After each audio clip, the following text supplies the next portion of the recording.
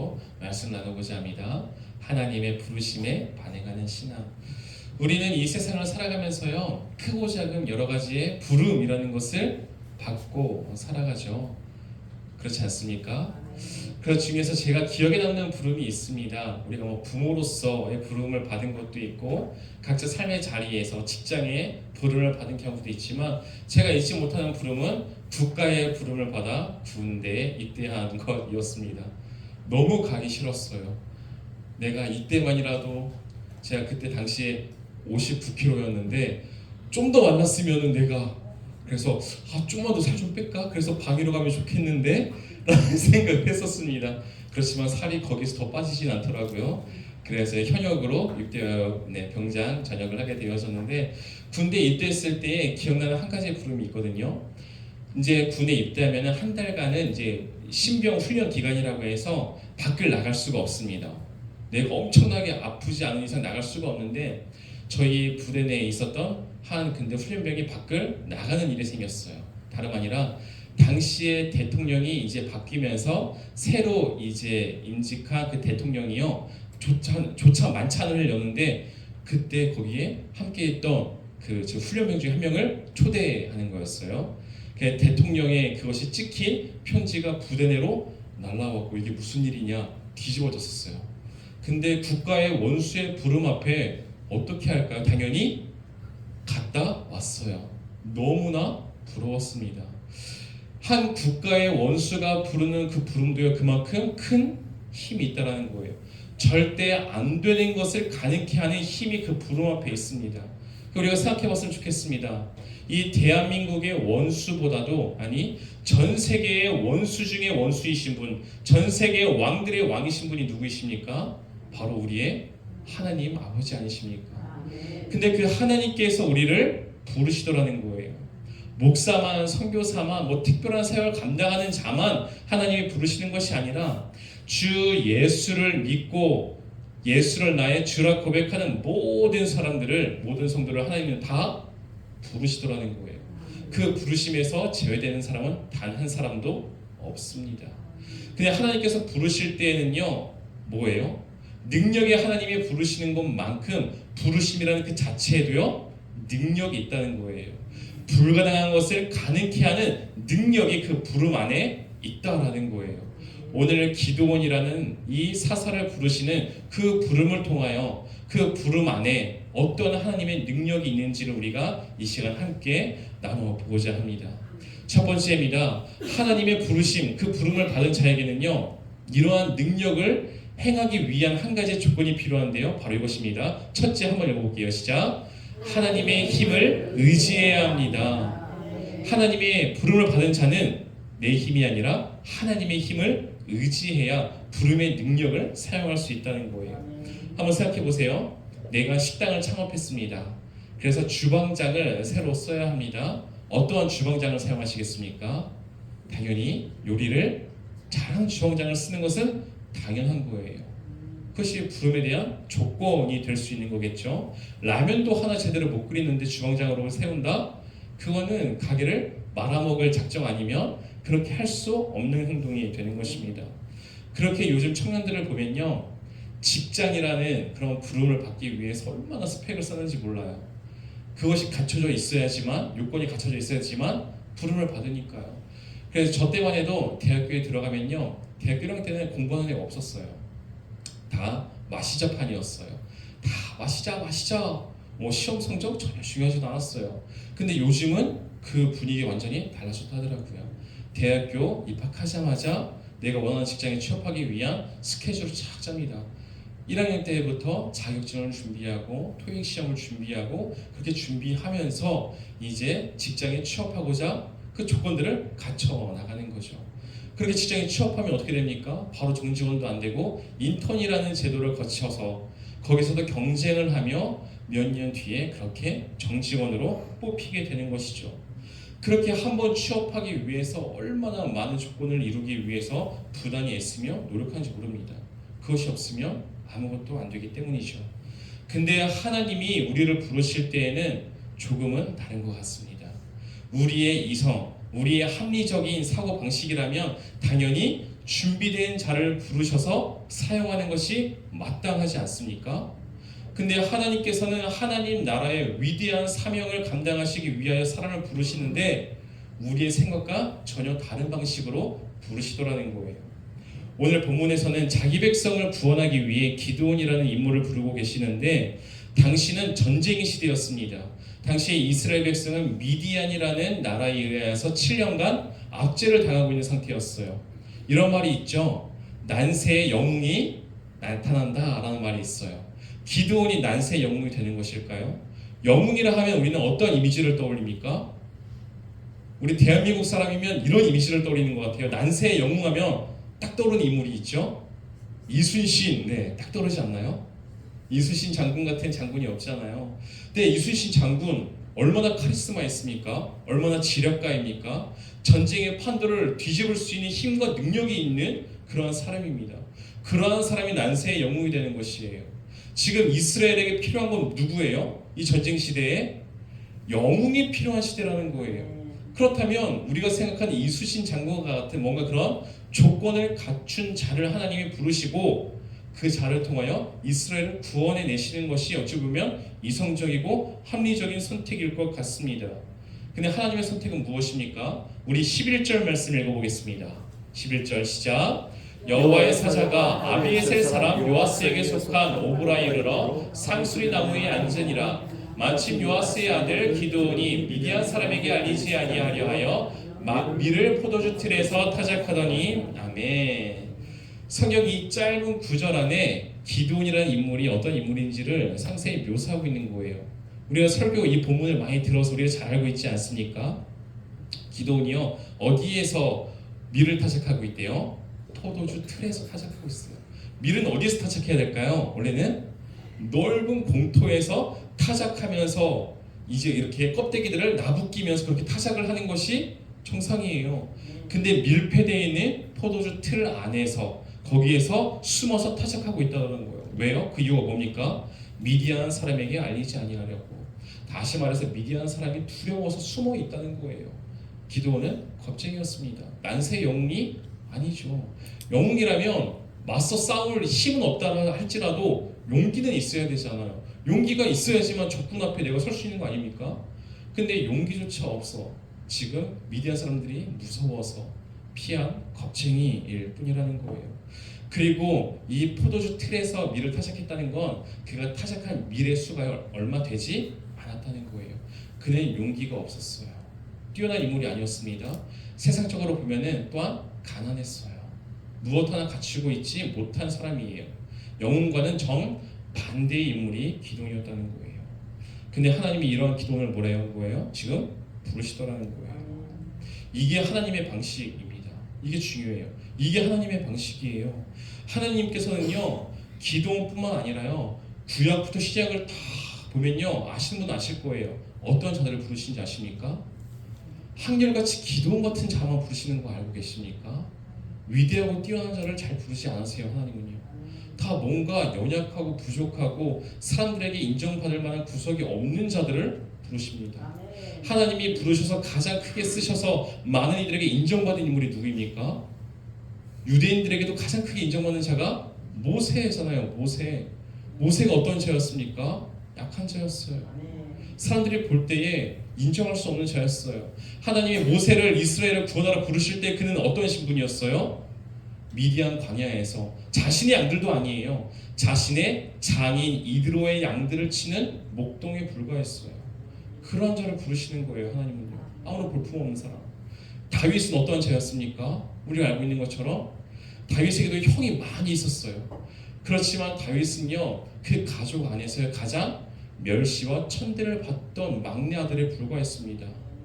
그래서 사무엘이 와서 지금 이새에게 당신의 아들들 중에서 하나님이 왕을 세우시고자 하십니다. 아들들을 보여주십시오 할 때 그 자리에 누구만 없었어요? 다윗만 없었잖아요. 다윗만이요. 어찌 보면 인정을 하나도 받지 못했다는 거예요. 형들에 비해서 인정받을 만한 구석이 없었다는 거예요. 다윗에게는. 하나님이 쓰시는 사람들을 보세요. 다 우리의 합리적 이성적 판단을 넘어서는 연약한 자, 부족한 자였다라는 것이에요. 시작시대의 예수님을 보세요. 예수님도 똑같죠. 하나님 아버지와 그 아들 예수님이 똑같아요. 예수님이 어디 갈 때마다 수천 명의 사람들이 예수님을 쫓아다닙니다. 그 중에서 고르고 고른 12명이 어떤 사람들이에요? 아시죠? 예수님께 나왔던 사람들 중에서는요, 사내들인 공의회에서 인정받는 사람도 있었어요. 니고데모 아시죠? 사람들에게 인정받는 사람이에요. 그 사람도 예수님께 와서 영생을 어떻게 얻어야 합니까? 예수님의 말을 듣고 예수님을 따랐던 자가 니고데모거든요. 근데 니고데모도 예수님의 제자에 포함되지 못해요.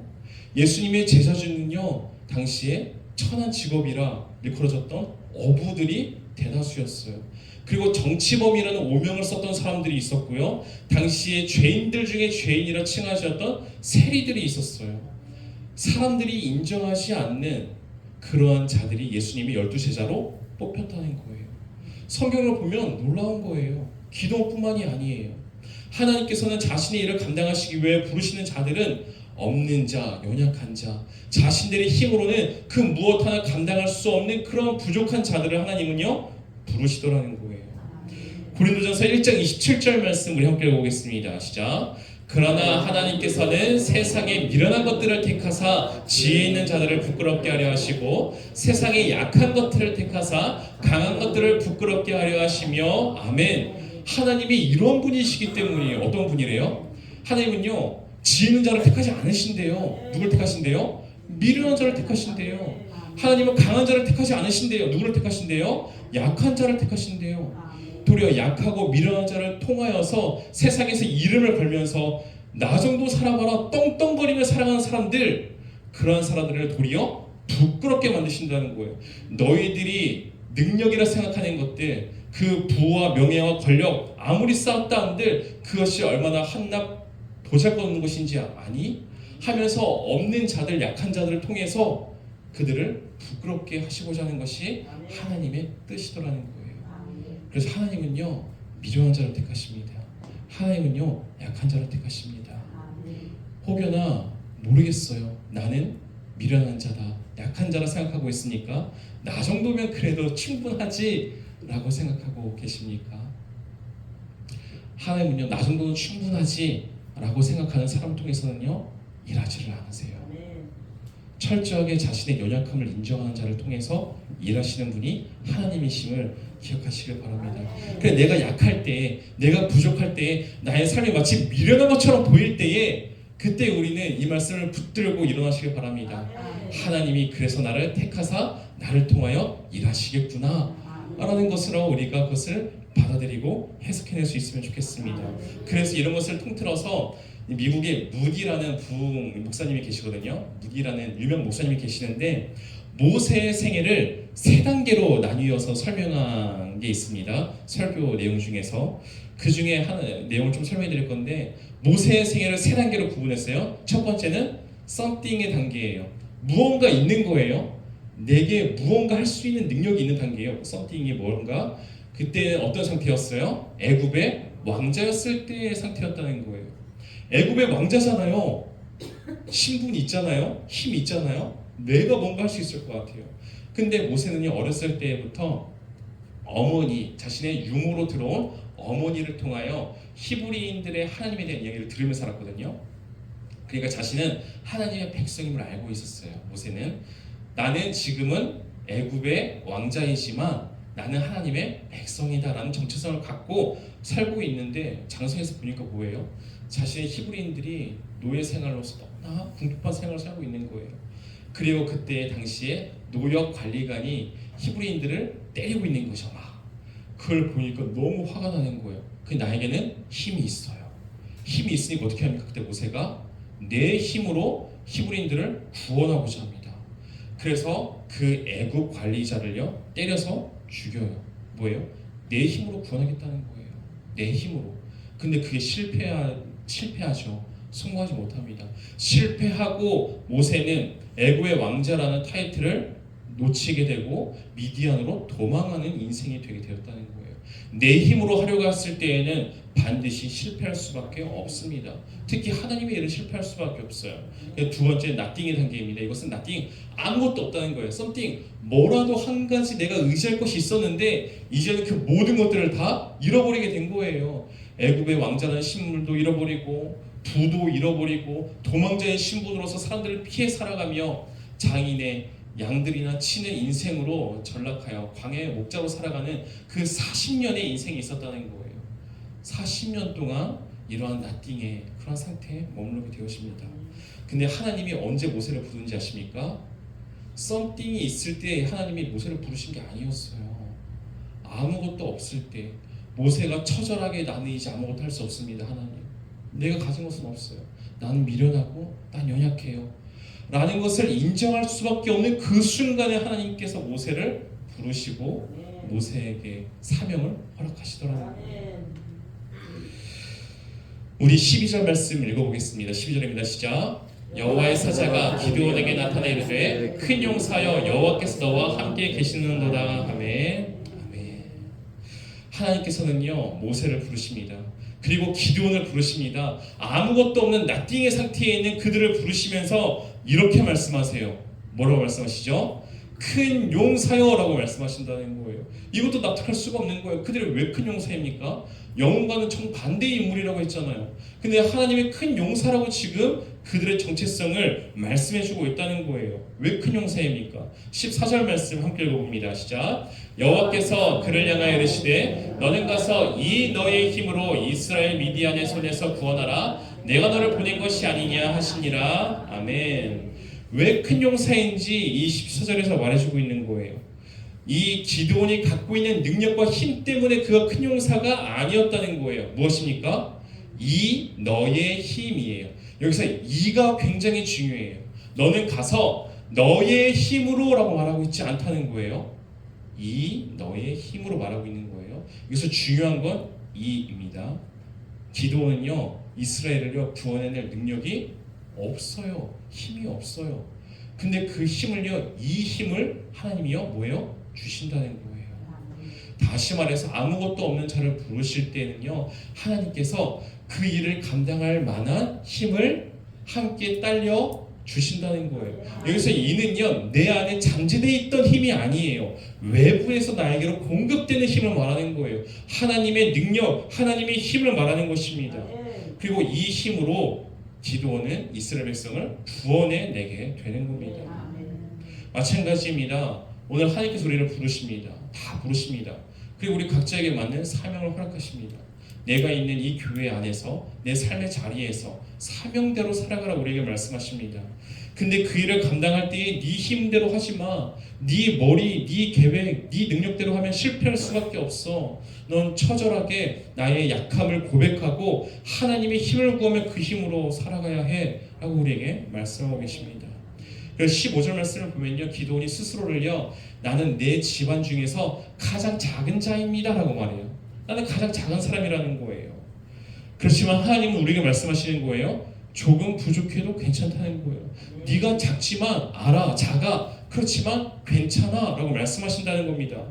내 삶에 어려움이 있고 내 마음 가운데 어릴 적부터 받아왔던 그 삶의 상처가 깊게 배어 있다 할지라도 네가 비록 지금 포도주 틀에 숨어서 미를 타작할 수밖에 없는 형편이라 할지라도 그래도 괜찮아 라고 말씀하세요. 왜? 내가 너를 도와주며 내가 너의 힘이 되어줄 거니까 괜찮아 라고 말씀하십니다. 무디가 말한 모세의 마지막 생애 단계는 바로 그래서 에브리띵입니다. 이스라엘의 구원자가 됐을 때는요 에브리띵의 상태였다는 거예요. 정말 모세에게 능력이 있어서 그렇게 됐습니까? 아니에요. 하나님이 모세와 함께 해주시고 모세에게 힘을 주셨기 때문에 하나님의 능력이 내게 있으니 에브리띵이 되는 거예요. 이집트의 왕자에 있었을 때보다 더 큰 능력으로 쓰임받게 되더라는 거예요. 이집트의 왕자의 신분만큼 큰 힘이 어디 있습니까 세상에. 그것으로도 감당할 수 없던 일들이 가능케 되는 은혜를 역사를 경험하게 되더라는 것입니다. 내가 아무리 많은 것을 가지고 있어도 그것은요 약간 가지고 있는 것이에요. 내가 아무리 갖고 있는 것이 없어도 하나님이 있으면 모든 것을 갖고 있는 자가 되는 것입니다. 하나님이 사용하신 사람들은 이렇게 모두 다 보잘것 없어 보이는 질그릇에 불과했습니다. 그렇지만 하나님을 의지함으로 나아갈 때에 하나님이 그 질그릇들을 빚으사 아름다운 하나님의 능력을 담아내는 그릇이 되게 하십니다. 중요한 것은 우리가 하나님의 능력을 받아서 그 능력을 어떻게 사용하는가라는 거예요. 중요한 것은 하나님의 손에 붙들림 바 된 인생을 살아가는 우리가 되기를 소망합니다. 제가 나이 40을 바라보면서 최근 들어 아내에게 많이 하는 말 중에 이게 있더라고요. 아, 여보야, 나는 평생 부목사하고 싶어. 이런 말을 많이 하고 있더라고요. 이제 한국 평균이에요. 평균 다 그런 건 아닌데 평균 하면 한 45세, 그러니까 40살에서 45살 정도가 이제 단임 목사 되는 비율이 가장 많아지기 시작해요. 그래서 45살 되면은 청빙을 받든지 개척을 하든지가 결정이 되는 게 45살 그 나이 기점이거든요. 그래서 제가 이제 곧 40을 바라보고 있잖아요.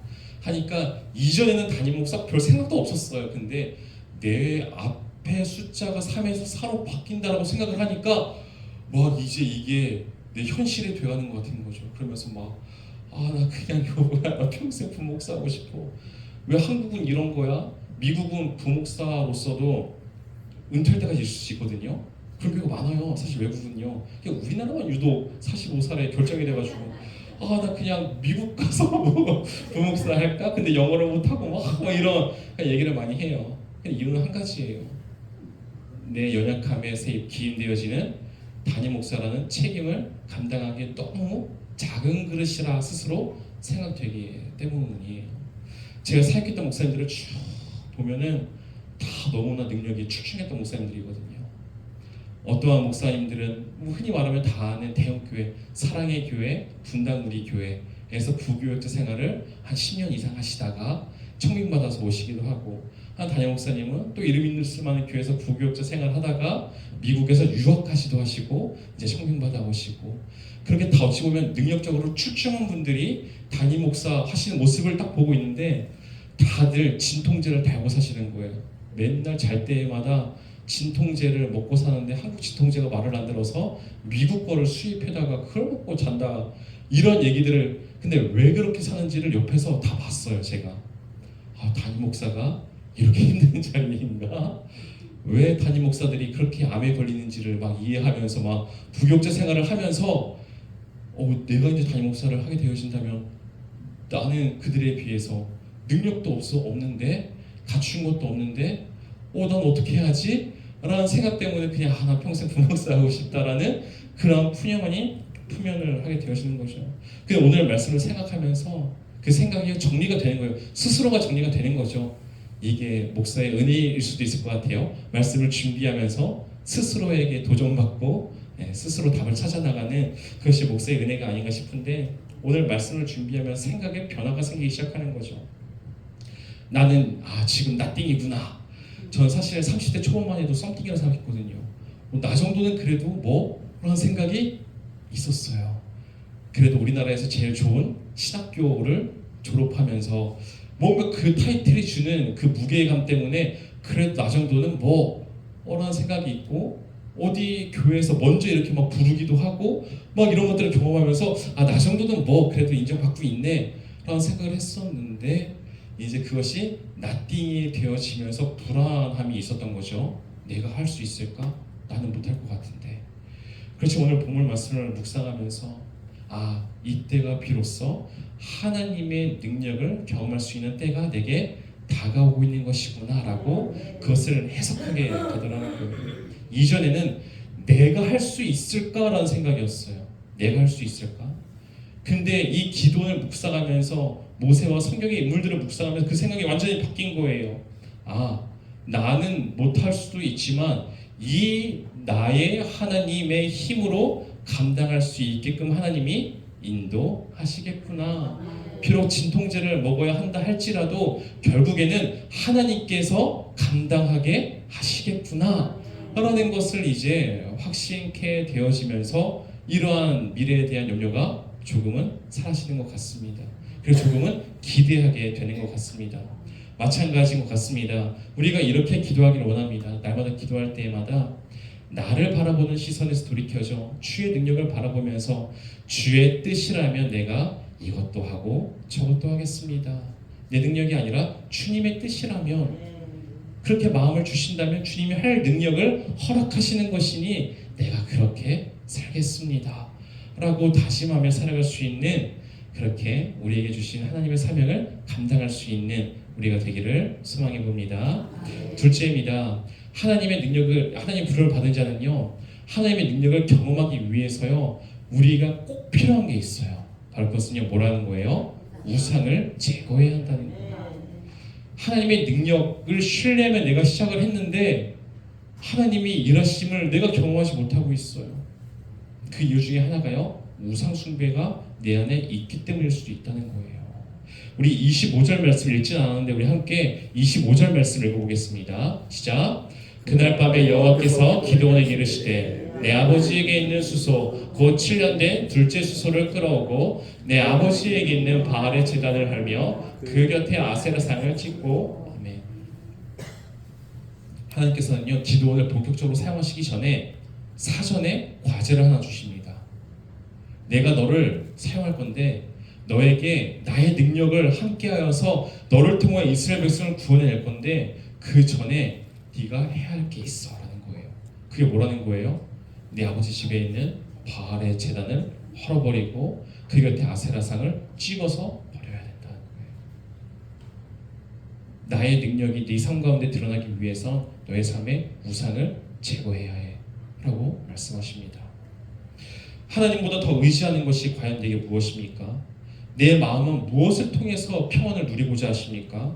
하나님보다 더 의지하는 것, 그것이 바로 우상입니다. 하나님보다 더 의지하는 것이 있는 사람은 그의 삶을 통해서요, 하나님의 역사가 일어나지 않아요. 말하였죠. 나띵일 때 하나님의 그 연약함을, 스스로의 연약함을 인정하고 하나님만을 의지할 때에 하나님이 그의 모든 것이 되어주십니다. 그게 나띵이었다가 갑자기 썸띵, 무언가 하나님 대신에 내가 의지할 것이 있는 순간 우리는 에브리띵으로 가는 게 아니라 다시 첫 번째 단계인 썸띵으로 다시 돌아가는 거예요.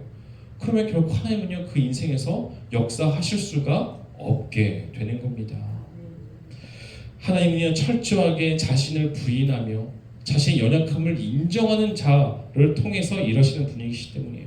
그래야지만 그 일을 통하여 하나님이 하셨습니다 라고 우리가 고백할 수 있게 되기 때문이에요.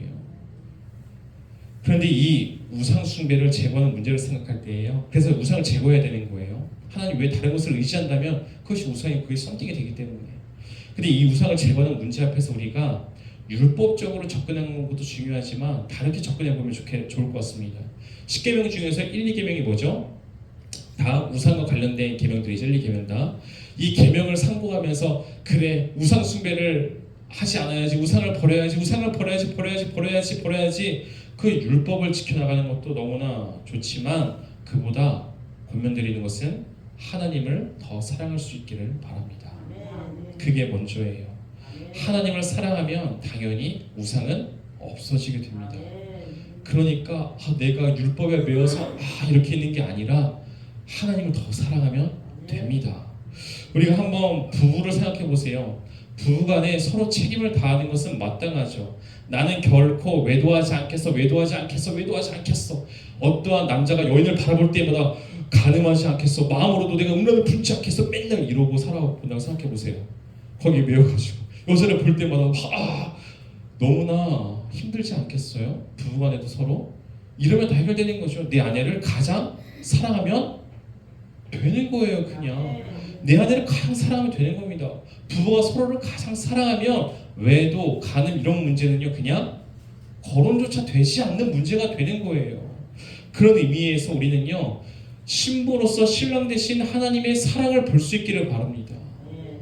사사기에는요, 눈이라는 단어가 많이 등장해요. 이 눈이요, di. 근데 i를 등장할 때 di라는 말로 많이 등장을 하거든요. 여기서 이제 7번씩이나 이 눈이라는 단어가요, 이렇게 쓰여요. 이스라엘 자손이 여호와의 목전에서 악을 행하였더라 라는 것에 i가 쓰입니다. di. 목전이 뭐예요? 목전? 눈목, 전, 앞전. 눈 앞에서라는 거예요. 하나님 앞에서, 눈 앞에서, 하나님이 보고 계시는 그 앞에서 악을 행했습니다. 근데 그 악이요, 우상 숭배였다는 거예요.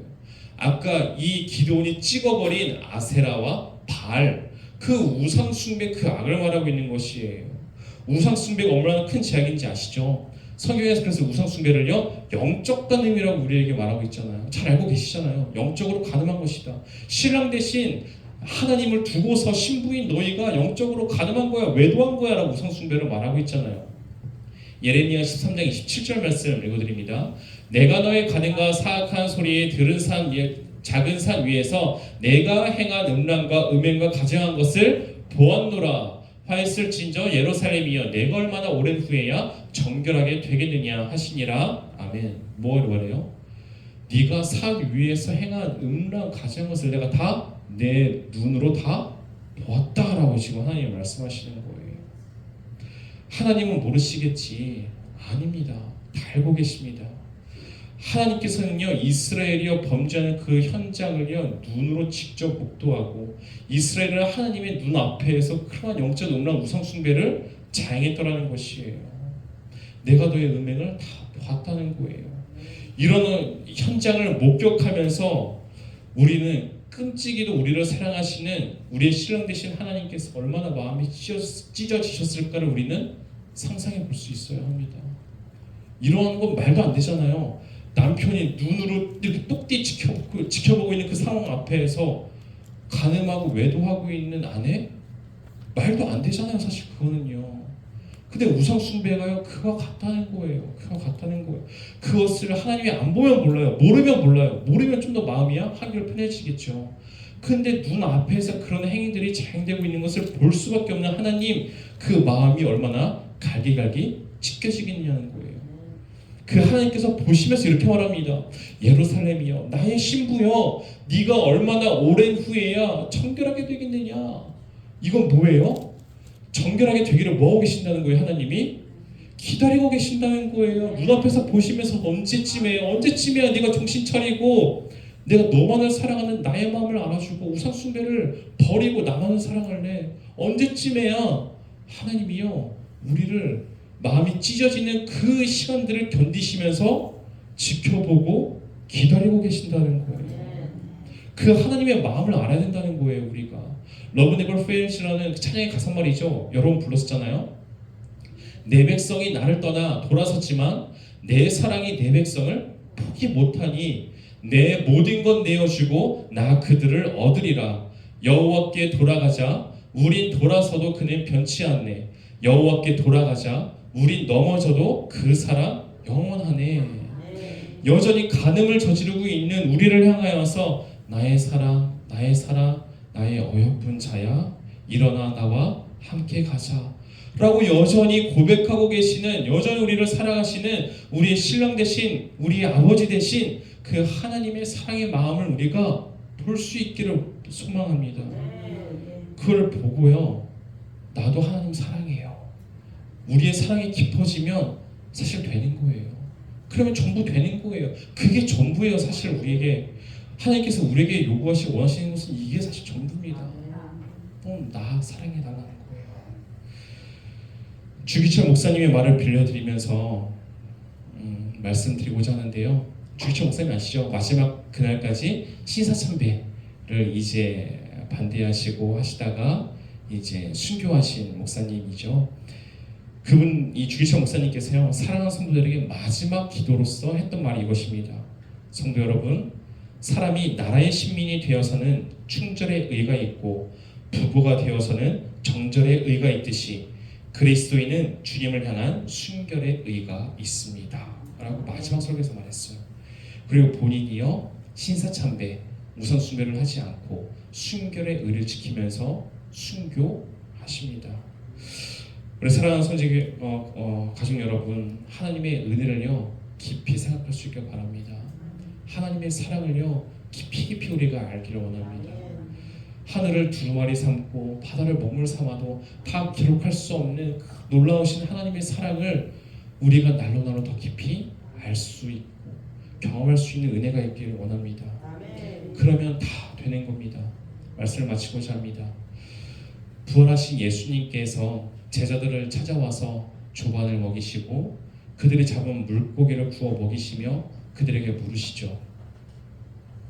네가 나를 사랑하니? 라고 물으십니다. 하나님의 부름을 받은 우리입니다. 스스로 점검해야 할 것은 그거예요. 하나님의 부르심을 받은 나, 하나님의 사명을 감당하기 위하여서 점검해야 할 것은 성경적 지식이 얼마나 내게 많이 있는가, 내 힘과 능력이 얼마나 뛰어난가, 그것을 감당할 만한 그릇으로 준비되는가. 그게 아닙니다. 아니라는 거예요. 스스로 점검해야 할 것은 이거예요. 네가 나를 사랑하느냐, 내가 과연 주님을 사랑하는가, 얼마나 사랑하는가.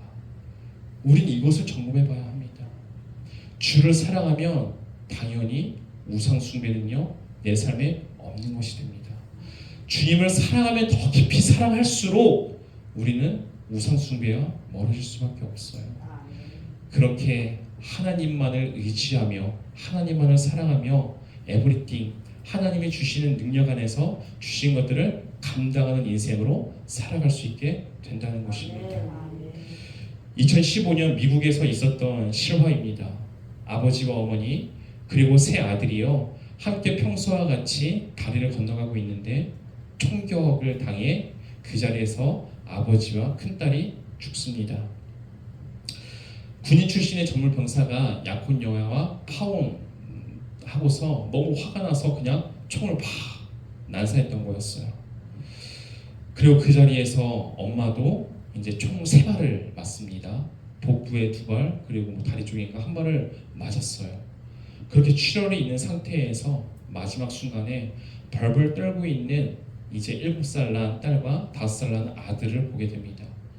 그리고 그 아들과 딸을요 품에 안고서 이제 다리 끝으로 안전한 곳으로 피신해요. 피신하고 엄마는 그 자리에서 이제 혼절하게 되어집니다. 엄마가 총을 맞았을 때 사실 그 자리에서 기절해도 이상하지 않은 상황이에요. 총 3대를 맞았는데 어떻게 거기서 제정신이겠습니까? 근데 그때 그녀의 눈에 들었던 것은 벌벌 떨고 있는 어린 2 자녀였다는 거예요. 그 자녀를 보는 순간 초인적인 힘이 나서 구할 수 있었다는 거예요. 내 생명이 어떻게 되든 그게 중요한 게 아니라 사랑하니까 그렇게 됐다는 거죠. 이 초인적인 힘은요 사랑에서 비롯된 힘이었던 것입니다. 여러분, 사랑이라는 것은요 이성과 합리성을 뛰어넘는 능력이요 이 사랑 안에 있습니다. 터리 것을 경험하며 살아가지 않습니까? 3발의 총상을 이겨내고 자녀를 지키고자 움직이는 힘이요 이 사랑 안에 있었다는 거예요. 예수님도 마찬가지입니다. 예수님께서 왜 보좌의 영광을 버리시고 이 땅에 오셨습니까? 왜 그렇게 움직이셨습니까? 왜 예수님이 움직이신 자리는 고난의 자리이고 왜 골고다를 올라 십자가의 자리로 왜 움직이셨습니까? 이성적으로 합리적으로 말도 안 되는 거잖아요. 근데 왜 그렇게 움직이셨어요? 이유는 한 가지예요. 우리를 사랑하니까 이성 합리 그런 게 필요 없는 거예요. 우리를 구하시기 위해서 그냥 기쁨으로 마땅히 십자가만을 바라보며 죽음의 길을 향하여 움직이셨다라는 겁니다. 사랑은요 모든 것을 버리고 움직일 수 있는 힘이 이 사랑 안에 있음을 기억하시길 바랍니다. 마찬가지입니다. 하나님께서 우리를 부르시는데 왜 우리는 그토록 머뭇거립니까? 왜 이것저것 계산하면서 더 나은 것을 선택하고자 하는 왜 그런 모습을 보입니까? 왜 뜸을 들이고 있습니까? 사랑하면 뜸을 들이지 않아요. 이것저것 계산하지 않아요. 그게 사랑의 힘입니다. 사랑하면 그냥 움직이는 겁니다. 뜸을 들이고 있고 계산하고 있는 나의 모습이 있다면 우리 이 시간 이렇게 기도하기를 원합니다. 하나님, 내가 하나님을 더욱 사랑하기를 원합니다. 예수님, 날 사랑하시는 예수님의 그 사랑을 알아 나도 예수님을 더 사랑하기를 원합니다. 내 사랑이 깊어지면 다 해결되는 문제들입니다. 우리 이 시간 함께 찬송하며 우리의 마음을 담아 고백하며 이렇게 찬양하고 고백하고 기도의 자리에 나가기를 원합니다. 내 구주 예수를 더욱 사랑 내